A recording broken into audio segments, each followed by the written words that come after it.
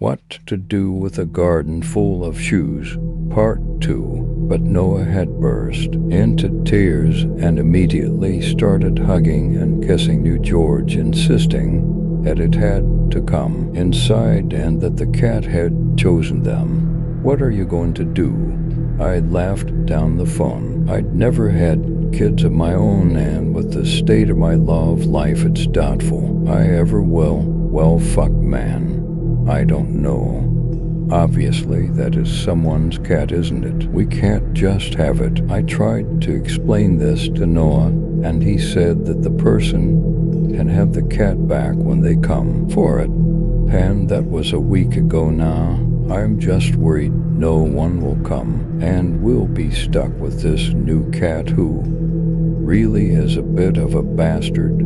We'd laughed, and that was the last time I heard Carl laugh. Maybe we'll ever hear Carl laugh, because the next strange thing that happened was that Noah died. Carl said that he'd been sleeping when it happened, but Suze woke him in a blind panic, not knowing exactly what was wrong, but that something had happened. They went to Noah's room first and saw that he was sound asleep in bed, and then went downstairs because they'd heard a bang. The door to the garden was wide open, and the strange black cat was prowling around near the flower beds. Carl said they never noticed this at the time, probably not until a few days later, but all the shoes were around the fireplace were gone. All of Noah's shoes were missing as well.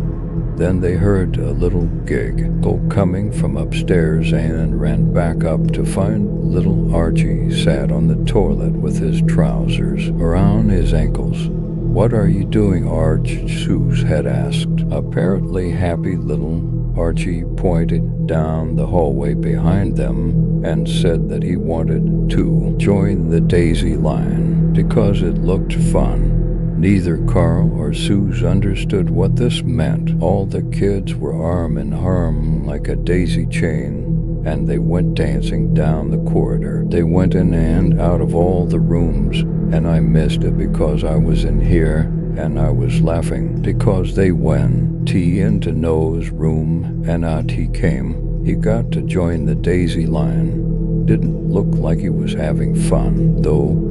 Carl told me that this was when his heart really started to race. He said that a cold patch had settled over them, over the whole corridor. Maybe it was because the heater was so mean. He had such a mean face even though the dance was fun. And he made sure that all the children kept dancing and dancing and dancing. And if they stopped, he whacked their little toes with his sharp stick. Out of all the questions that Carl had wanted to ask at children, what leader? What on earth are you talking about? All he had actually said was Noah before spring off down the corridor back to his first child's room. Maybe we can catch up with them all in the garden, was the last thing Suze remembers Archie saying from the toilet. Carl tore into Noah's room, and the boy was still lying in bed, just as they'd seen him the first time they'd check.